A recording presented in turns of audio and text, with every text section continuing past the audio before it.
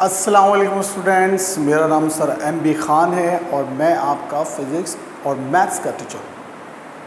अच्छा स्टूडेंट्स, हमने chapter 2 measurement physics का आपका ये लेक्चर है, सही ना। और मेजरमेंट से मुताल्लिक़ ये हमारा था, तो थॉरली मैंने आपको तकरीबन तमाम चीज़ें उसमें जो है वो कवर करते हुए हम यहाँ पे आ गए। तो ये हमारा मतलब थ्योरी के हवाले से ये हमारा लास्ट लेक्चर होगा। इसके बाद न्यूमेरिकल हैं, 5 न्यूमेरिकल हैं। तो 2 न्यूमेरिकल तो वो बिलोंग्स करते हैं इंस्ट्रूमेंट के ऊपर, तो उसको हम स्किप करेंगे। 3 न्यूमेरिकल है, एक एग्जाम्पल आपको कराएंगे, इंशाल्लाह ये चैप्टर हमारा ख़त्म हो जाएगा कल, यानी कि आपका ये चैप्टर अल्लाह ने चाहा अगर तो ये कल चैप्टर आपका ख़त्म हो जाएगा। लास्ट लेक्चर में मैंने आपको सिग्निफिकेंट फिगर के बारे में थॉरली बताया था। आज जो है वो हम कुछ मज़ीद इस चैप्टर में और आगे जाके जो, क्योंकि फ़िज़िकल क्वांटिटीज़ को मेजर किया जा सकता है, तो आप अब इस पूरी फ़िज़िक्स के अंदर फ़िज़िकल क्वांटिटीज़ ही पढ़ेंगे, तो वो फ़िज़िकल क्वांटिटीज़ में जो टर्म्स और जो इस्लाहात यूज़ हुई हैं उनको ज़िक्र करेंगे, और जो आपके सामने जो टेनिस पावर वगैरह आएगी उसको भी जिक्र करेंगे। तो सिग्निफिकेंट फिगर हमने आपको थॉरली पढ़ा दिया था। आज का हमारा टॉपिक क्या है? साइंटिफिक नोटेशन है, एरर है और प्रोपोर्शनलिटी है। तो ये तीनों चीज़ें इंतहाई अहम हैं। तो पेपर में शायद एरर एक दफ़ा आया हुआ, रैंडम एरर की तारीफ, बाकी ना साइंटिफिक नोटेशन आती है बोर्ड में, ना प्रोपोर्शनलिटी होती है। लेकिन इसका समझना आपके लिए बहुत ज़्यादा ज़रूरी है। इतना ज़रूरी है कि समझ लें कि इसके बगैर न्यूमेरिकल हल होने वाले नहीं हैं। साइंटिफिक नोटेशन यानी कि जो वैल्यूज़ आपको मोस्टली दी हुई होती हैं एग्ज़ाम्स के अंदर, वो साइंटिफिक नोटेशन में दी हुई होती है। तो पहले हम डिस्कस कर लेते हैं कि भाई ये साइंटिफिक नोटेशन किस भला का नाम है। साइंटिफिक नोटेशन, सही ना। बहुत ही आसान अल्फाज में अगर मैं इसको कहना चाहूँ तो साइंटिफिक नोटेशन का मतलब क्या होता है? किसी भी नंबर को 10s पावर में लिख देना। कोई भी नंबर हो उसको क्या करें आप? 10 की पावर में लिख दें। जैसे कि फॉर एग्जाम्पल, अब मिसाल से समझिएगा कि अगर मैं लिखता हूँ 1.123, या इसको मैं ऐसे ले लेता हूँ 121.34। अब आपको इसको साइंटिफिक नोटेशन में कन्वर्ट करना है। तो पहली और आखिरी बात कि जब आप साइंटिफिक नोटेशन में लिखेंगे तो उसमें 10 ज़रूर आएगा, मल्टीप्लाई बाय 10। क्या आएगा मेरे बच्चों? मल्टीप्लाई बाय 10, और उसकी पावर भी कुछ ना कुछ आपको डालनी होगी। इसको कहते हैं साइंटिफिक नोटेशन। यहाँ पे क्या आता है, पावर कैसे आती है, ये तो बहुत दूर की बात है ना। असल बात क्या है? असल बात ये है कि जब आपको बोला जाए इसको, इस नंबर को या किसी भी नंबर को साइंटिफिक नोटेशन में कन्वर्ट करना है, तो फिर उसका मतलब क्या होता है कि मल्टीप्लाई बाय 10s पावर आएगी, मल्टीप्लाई बाय 10 की पावर समथिंग एल्स। ये बात आपको क्लियर हो जाना चाहिए कि साइंटिफिक नोटेशन का मतलब ही क्या होता है? डिजिट्स को, नंबर्स को, क्वांटिटी को 10s पावर में, 10 की पावर में नोटेट कर देना, उसका इजहार कर देना। क्लियर हो गई बात? तो अब अगर मैं इसको 10s पावर में करूँगा तो कितनी पावर लगाऊंगा? दूसरा सवाल ये पैदा होता है कि कितनी पावर लगाऊंगा।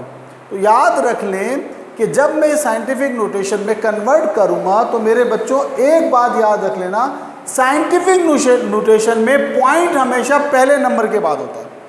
अब यहाँ पे 2 नंबर के बाद है ना, 3 नंबर के बाद, 1 2 3 नंबर के बाद माइनस। साइंटिफिक नोटेशन में पॉइंट हमेशा पहले नेचुरल नंबर के बाद होना चाहिए। होल नंबर में 0 भी आते हैं, 0 के बाद पॉइंट है, उससे हमारा सरोकार नहीं है। पहले नेचुरल नंबर यानी कि 1 से बड़े, 1 और 1 से आगे। तो आपने लिख दिया भाई 1.2134। क्या लिख दिया? 1 पॉइंट कहाँ था? 3 नंबर के बाद। आपने क्या कर दिया? पहले नेचुरल नंबर के बाद लगा दिया। अब इस पॉइंट ने यहाँ आने के लिए, 1 पॉइंट पे आने के लिए कितने नंबर क्रॉस किए? 2। तो आपने पावर लगा दी 2। ये साइंटिफिक नोटेशन में कन्वर्ट हो गया। अगर ये पॉइंट, यही पॉइंट यहां लगा होता, 1.213.4 होता, तब भी यहां पे यही होता, पहले नंबर के बाद पॉइंट आ जाता। पावर कितनी हो जाती? कितने नंबर क्रॉस करके पहले नंबर के बाद आया? 1 2 3, तो पावर क्या हो जाती? 3 हो जाती। अब अगर 84 है, अब मैं आपको बोलूं कि 84 को साइंटिफिक नोटेशन में कन्वर्ट कर दो, बहुत मुश्किल है, आपको आएगा ही नहीं कभी भी। तो 84 को मतलब जब कहीं पॉइंट नहीं होता तो इसका मतलब है आखिर में पॉइंट होता है 84.0। ये बात भी आपके लिए नहीं है कि अगर 84 लिखा हुआ है तो वो बेसिकली 84 नहीं होता, वो क्या होता है 84.0, क्योंकि 0.00 आपका पॉइंट के बाद आ रहा है, सही ना, तो वो इसलिए हम इसको निगलेक्ट कर देते हैं। तो पॉइंट यहाँ पर है, तो ये क्या हो जाएगा? सबसे पहले आप 10 लिख दें, मल्टीप्लाई बाय 10, साइंटिफिक नोटेशन का उसूल, मल्टीप्लाई बाय 10।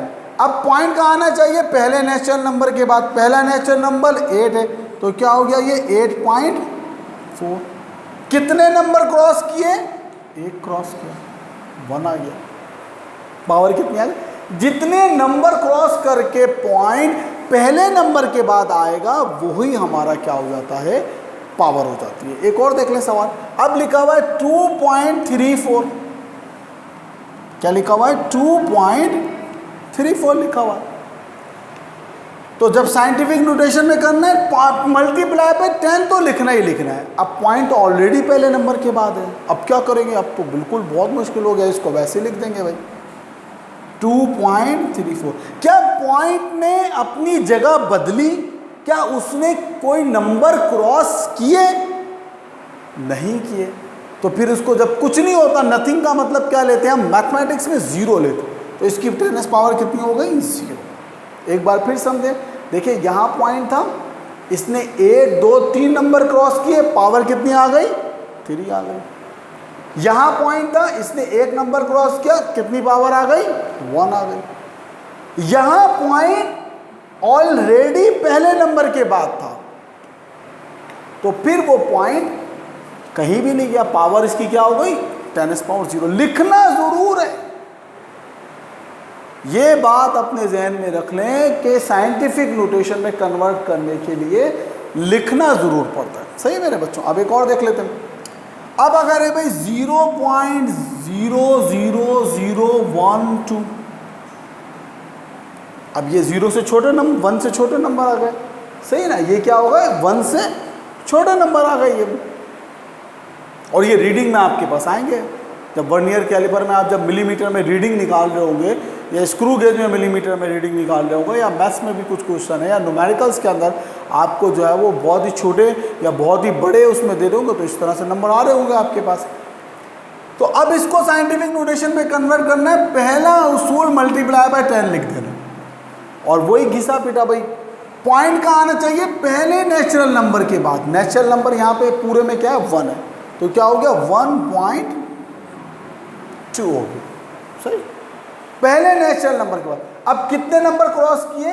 1 2 3 4, तो 10s पावर क्या आ गई? 4 आ गई। लेकिन देखें यहां तो पॉइंट जा रहा था राइट टू लेफ्ट, यहां पे क्या जा रहा है? पॉइंट लेफ्ट टू राइट जा रहा है, यानी कि 1 से बड़े थे ये सारे, तो पावर किस में थी? पॉजिटिव। और जो भी चीज़ 0 से शुरू होती है, 0.0 से शुरू होती है, इसका मतलब है वो 1 से क्या होती है? छोटी होती है। तो पावर किस में आएगी? माइनस में आएगी, -4। ठीक, क्लियर हो गया बात? समझ में आई आपके पास? पावर किस में आएगी? -4 के अंदर आएगी। क्यों आएगी? दो, इसको तरह से समझ लेते हैं भाई, यहाँ पे राइट टू लेफ्ट जब भी जाएगा तो power positive, left to right point जाएगा तो पावर निगेटिव। या 1 से बड़े जितने भी होंगे पावर पॉजिटिव, 1 से छोटे होंगे तो पावर निगेटिव। एक और सवाल समझ लेते हैं। 0.0213, 0.0213, तो पॉइंट कहाँ होना चाहिए भाई? पहले नंबर के बाद। आपने लिख दिया 2.13 मल्टीप्लाई बाय 10, और कितने नंबर क्रॉस किए? 1 और 2, 2 लिखा क्योंकि ये लेफ्ट टू राइट था, पावर किस में आ गई? निगेटिव। या फिर इसको ऐसे ले ले, क्योंकि ये माइनस में था इसलिए इसकी पावर कितनी आ गई? आपकी नेगेटिव आ गई। क्लियर है बच्चा? ये साइंटिफिक नोटेशन में नोटेट करने का तरीका होता है। सही है मेरे बच्चों? अच्छा भाई, अब जो है वो आपने क्या करना है, अब आपका जो दूसरा टॉपिक है, वो दूसरा टॉपिक क्या है आपका, दूसरा टॉपिक क्या है आपका, एरर है, एरर। अच्छा, जब एरर की हम बात करते हैं बेटा, तो अब एरर आपके क्या होते हैं, गलती। क्या होते हैं एरर, मतलब एरर माने होता ही क्या है, गलती। भाई एरर क्या है, आपकी गलती है। कोई भी गलती आप कर रहे हैं उसको एरर कहेंगे हम। अच्छा भाई, अब एरर से मुराद हमारा फिजिक्स में क्या होता है कि जो, जैसे भाई अब मैं आपको 2 किलो फिजिकल बैलेंस में एक मैं आपको मास दूं सोडियम क्लोराइड की, वो 2 किलो हो। अब मैं आपसे बोलूं उसको फिजिकल बैलेंस से नापो। अब मुझे पता है वो 2 किलो है, आपने नापी तो वो 1.9 किलो आ रही है, 1.9 kg आ रही है। दूसरे बच्चे ने नापी तो वो 2.1 आ रही है। वो ओरिजिनल अमाउंट क्या है, उसकी एक्चुअल अमाउंट क्या है, 2 kg मुझे पता है, आपको नहीं पता, तो this is the error. Physics में इसको एरर कहते हैं कि मेजर्ड अमाउंट में, मेजर्ड कैलकुलेशन में और जो एक्चुअल कैलकुलेशन में जो फर्क होता है उसको हम कहते हैं एरर। अब एरर कॉमन सेंस की बात है, 3 तरह से हो सकते हो। एक होता है भाई पर्सनल एरर। कौन सा होता है, पर्सनल एरर, यानी कि जो शख्स मेजरमेंट कर रहा है, क्या है, जो शख्स क्या कर रहा है, मेजरमेंट कर रहा है, उससे कोई गलती हो जाए। भाई जैसे कि मैं मेजर कर रहा हूँ, अब मैं लेंथ नाप रहा हूँ, अब मुझसे क्या गलती हो सकती है, मुझे रीडिंग लेना ही नहीं आ रही। पहली बात तो ये, मुझे टीचर ने सिखाया ही नहीं है कि रीडिंग कैसे ली जाए।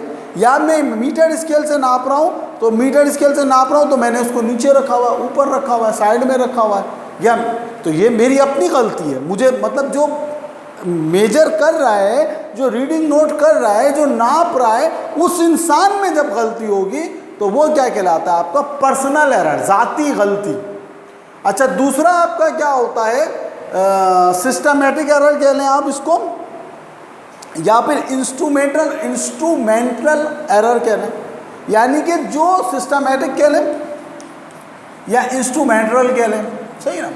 तो सिस्टमेटिक और इंस्ट्रूमेंटल अपने नाम से ही बता रहा है कि भाई वर्नियर कैलिपर आप नाप रहे हैं, वो वर्नियर कैलिपर ही ख़राब है, तो आपकी तो गलती नहीं है, रीडिंग कभी भी सही नहीं आएगी। फिजिकल बैलेंस है, उसका बैलेंस ही आउट हो रहा है, तो आपकी गलती तो नहीं है, वो तो उस इंस्ट्रूमेंटल एरर है, वो इंस्ट्रूमेंट की गलती कहलाएगी, आपकी गलती नहीं कहलाएगी। सही है मेरे बच्चों। अच्छा, अब तीसरी चीज देख लें, रैंडम एरर है, सही ना। क्या है, कौन सा एरर है, रैंडम एरर है। अब रैंडम एरर क्या होता है, मतलब इत्तेफाकी गलती या माहौलियाती गलती कह रहे हैं आप। भाई अब मैं एक प्रैक्टिकल कर रहा हूँ, मेजरमेंट कर रहा हूँ, और जब मैं मेजरमेंट कर रहा हूँ तो जब मैंने वहाँ पे स्टील की, मैंने स्केल से जब मैंने नापना शुरू किया, तो अब एकदम से हवा चली और जो है ना वो मैं रीडिंग ले रहा था और वो स्केल का मतलब जो लकड़ी का स्केल था वो उड़ गया। या मुझे एक ख़ास, जब लैब में जब हम होते हैं तो कुछ चीज़ों की कैलकुलेशन के लिए दर्जे हरारत ख़ास होना चाहिए। जैसे आप प्रैक्टिकल करेंगे, मैं आपको बताऊं, पेंडुलम का प्रैक्टिकल करेंगे तो उसमें हमें क्या करना होता है, वो 20 टाइम वाइब्रेट करता है, ऐसे ऐसे ऐसे ऐसे वाइब्रेट करता है। वो पेंडुलम क्या करता है, 20 टाइम वाइब्रेट करता है। तो अगर उसमें आप पंखा नहीं बंद करेंगे तो कभी भी, अगर पंखा चल रहा है, हवा आ रही है, वो आपकी डेस्क से टकरा जाएगा, कभी टेबल से टकरा जाएगा, कभी आपकी टांग से टकरा जाएगा। तो वो क्या कहलाता है, रैंडम एरर है। इसमें ना पर्सनल एरर मौजूद है, ना इंस्ट्रूमेंटल एरर है, वो माहौल की गलती है। समटाइम आप ऐसे प्रैक्टिकल करते हो, उसमें दर्जे हरारत को मेंटेन करना पड़ता है। केमिस्ट्री के अंदर, बायोलॉजी के अंदर जो आप प्रैक्टिकल कर रहे होते हैं उसमें दर्जे हरारत को मेंटेन करना होता है। इसी तरह आप फिजिक्स में प्रैक्टिकल कर रहे होते हैं, वॉल्यूम कंसीडर करने के लिए आपको जो है ना, वो जब बॉयल्स, चार्ल्स और लॉ के प्रैक्टिकल करते हैं आप फर्स्ट ईयर सेकेंड ईयर में जाके, तो वहाँ टेम्परेचर मेंटेन होता है। अब आपका जो है ना वो उसके लिए लैब में स्पेशल आलात लगे होते हैं टेम्परेचर को मेंटेन करने के लिए। अब वो आपकी लैब में जो है ना टेम्परेचर ज़्यादा हो गया तो कभी भी आपका जो है ना वो आप पढ़ेंगे इंशाल्लाह चैप्टर 11 में के अंदर, 10 वाले इंशाल्लाह पढ़ेंगे, बल्कि 9 वालों में भी हीट चैप्टर डाला है इन्होंने, तो वो भी पढ़ेंगे कि भाई उसमें टेम्परेचर जो है ना वो कांस्टेंट होना चाहिए। अगर आगे पीछे होगा तो वो प्रूव नहीं होगा। सही बेटा। तो ये 3 तरह के एरर थे। पर्सनल एरर यानी कि अगर आपसे कोई गलती हो, इंस्ट्रूमेंटल या सिस्टमेटिक एरर यानी कि आपका इंस्ट्रूमेंट जिससे आप मेजरमेंट कर रहे हैं वो गलत हो, रैंडम एरर मतलब कि जो है जो माहौल में इत्तेफाकी गलती हो जाए, कोई हवा चल जाए, कोई टेम्परेचर का फ़र्क आ जाए, ये चीज़ जो है ना होती है। सही है मेरे बच्चों? तो ये दूसरा टॉपिक भी आपकी समझ में आ गया होगा, उम्मीद है। अब आप आ जाए प्रोपोर्शनलिटी। प्रोपोर्शनल जो है, देखिए दो तरह की प्रोपोर्शनलिटी होती है। एक होता है डायरेक्ट प्रोपोर्शनल और एक होता है इनडायरेक्ट। देखिए ये बहुत ही आसान है और ये अब आपकी जितनी भी डेरिवेशन है ना उसमें आपको ये प्रोपोर्शनल पढ़ना पड़ेगा, सही ना। और तीसरी चीज़ होती है प्रोपोर्शनलिटी कांस्टेंट।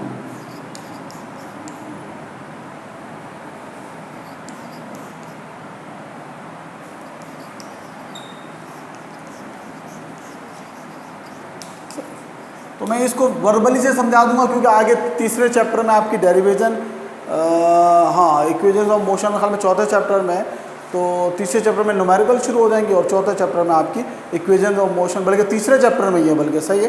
तो इक्वेशंस ऑफ मोशन जब आप पढ़ेंगे तो आपको लाजमी आपको ये पता होना चाहिए कि भाई प्रोपोर्शनल क्या होता है, सही है। तो देखिए फॉर एग्जाम्पल मैं आपसे बोलूँ कि भाई अगर जैसे कि बॉयल्स लॉ कहता है volume is directly proportional to temperature, Boyle's ने चार्ज लाई, सही ना। If the pressure is kept constant, हम इसमें अब ये क्या है, दो फिजिकल क्वांटिटी है, एक है वॉल्यूम और एक क्या है टेम्परेचर। ये दो फिजिकल क्वांटिटीज हैं, एक वॉल्यूम है और एक क्या है आपका टेम्परेचर है। अब आपने क्या किया, एक बीकर लिया, इसमें वॉल्यूम रखा, समझिएगा बात। अब ये एक लिक्विड है, दूध ले लें हम, दूध लेने पतीली में दूध रख लिया, आसान सा मैं आपको बताऊं। और नीचे आपने क्या किया, ये वॉल्यूम है, इस वक्त इसका वॉल्यूम इतना है, टेम्परेचर इसका 0 सेंटीग्रेड है, अभी आपने चूल्हा जलाया ही नहीं है। अब आपने चूल्हा जला दिया तो दूध क्या करेगा, देखें दूध क्या करेगा भाई, दूध का वॉल्यूम बढ़ेगा ना, दूध पतीली से बाहर आ जाता है। तो आपने क्या किया, टेम्परेचर 10 डिग्री सेंटीग्रेड किया तो दूध का वॉल्यूम बढ़ गया। तो एक चीज़ में इजाफा किया तो वॉल्यूम में इजाफा किया और टेम्परेचर में भी इजाफा हुआ। It is called directly proportional. कि अगर किसी चीज़ में आपने चूल्हा जलाया, दूध ऊंचा हुआ, जैसे दूध बाहर गिरने लगा, भागते हुए गए किचन में गुड़गुड़ गुड़गुड़ और चूल्हा बंद किया, वो दूध वैसे ही के वैसे ही बैठ गया। दर्जे हरारत ज़्यादा किया तो वॉल्यूम में इजाफा, कम किया तो वॉल्यूम में कमी। तो जब किसी चीज़ के इजाफे से, एक फिजिकल क्वांटिटी के इजाफे से दूसरी फिजिकल क्वांटिटी में भी इजाफा हो और एक फिजिकल क्वांटिटी की कमी से दूसरी फिजिकल क्वांटिटी में भी कमी हो, इसको हम कहते हैं डायरेक्टली प्रोपोर्शनल। क्या कहते हैं इसको, हम डायरेक्टली प्रोपोर्शनल कहते हैं। समझ में आई बात? तो ये डायरेक्टली प्रोपोर्शनल साइन इसका ये होता है। अब बॉयल्स लॉ पे आ जाते हैं। बॉयल्स लॉ आपका क्या कहता है, volume is inversely proportional, indirectly inversely proportional, ये सारे बोलते हैं इनवर्सली। अब क्या होता है, इनडायरेक्ट या इनवर्सली प्रोपोर्शनल हमेशा 1 में आता है। साइन वही होता है, अल्फा को यूज करते हैं हम इसके लिए और हमेशा 1 में आता है। अब ये क्या कह रहा है, ये कहता है कि भाई अगर टेम्परेचर को ना छेड़ा जाए तो वॉल्यूम जो है वो इनवर्सली प्रोपोर्शनल टू होगा। फॉर एग्जाम्पल देखें, ये क्या था, ये गैस भरी है और इसके ऊपर मैंने 20 किलो का वजन प्रेशर डाला हुआ। क्या डाला हुआ है, 20 किलो प्रेशर, और इसका वॉल्यूम इतना है। अब मैंने प्रेशर में इजाफा कर दिया, प्रेशर मैंने क्या कर दिया, 100 किलो कर दिया, प्रेशर को मैंने 100 किलो कर दिया, तो इसमें क्या वॉल्यूम में इजाफा हो जाएगा। प्रेशर बढ़ाया, 100 प्रेशर किया पास्कल, 100 पास्कल किया, तो फिर क्या हुआ, वॉल्यूम में क्या हुई, कमी हो गई।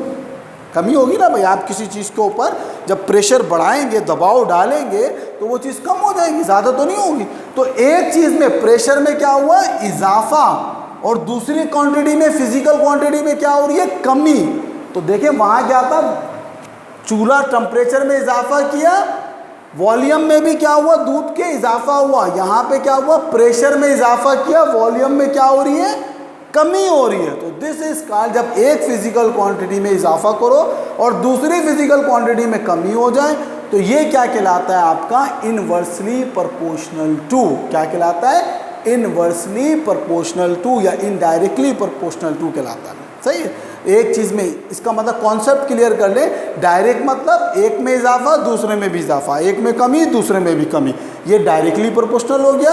इनवर्सली या इनडायरेक्टली प्रोपोर्शनल का मतलब क्या होता है, एक चीज़ में इजाफा दूसरी चीज़ में कमी, एक चीज़ में कमी दूसरी चीज़ में इजाफा। समझ में आ गई बात। अब प्रोपोर्शनली कांस्टेंट है, जैसा कि मैंने आपको ये लिख के दिखाया है, v is directly proportional to t, तो ये फिजिक्स का रूल है, जब भी ये प्रोपोर्शनल टू का निशान हटता है, फॉर एग्जाम्पल ये मुझे हटाना है, सही ना, तो जब भी प्रोपोर्शनल टू का निशान हटता है मेरे बच्चों तो एक कांस्टेंट आता है। कांस्टेंट माने आपको मैथ में हमने पढ़ा है फिक्स वैल्यूज होती है, क्या होती है, फिक्स वैल्यूज ऑफ मैथ, वो क्या कहलाती हैं आपकी कांस्टेंट, सही ना। तो फिर क्या आता है, वो कांस्टेंट कुछ भी हो सकता है, यहाँ पे गैस कांस्टेंट के हो जाता है, क्या आता है, जब भी ये प्रोपोर्शनल टू का निशान हटता है तो के आ जाता है।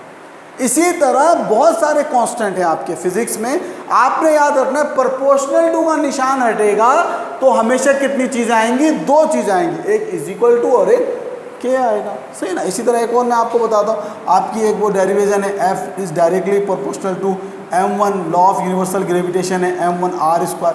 अब यहाँ पे जब प्रोपोर्शनल टू हटता है तो यहाँ पे भी दो चीज़ें आ जाती हैं, इज इक्वल टू आता है और g आ जाता है, क्या आ जाता है, g, ये क्या है, ग्रेविटेशनल कांस्टेंट है, इसकी वैल्यू होती है 6.67, k की वैल्यू 1 होती है, सही ना।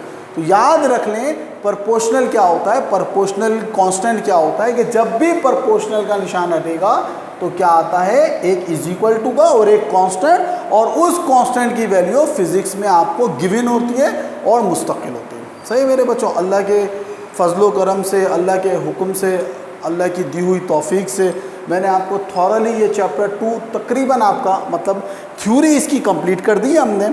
अब इसके न्यूमेरिकल रहते हैं इंशाअल्लाह तबारक ताला। कल के लेक्चर में इसके 3 मैंने आपको जैसे कि बताया, 5 न्यूमेरिकल हैं, वो तो 2 तो इंस्ट्रूमेंट से हवाले से हैं, वो प्रैक्टिकल में काम आएंगे, उसको मैं स्किप करूँगा।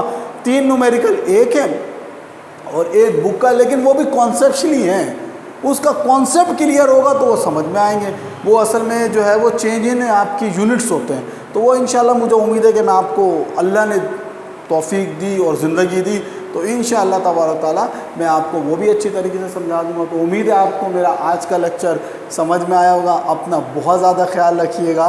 अल्लाह हाफिज़।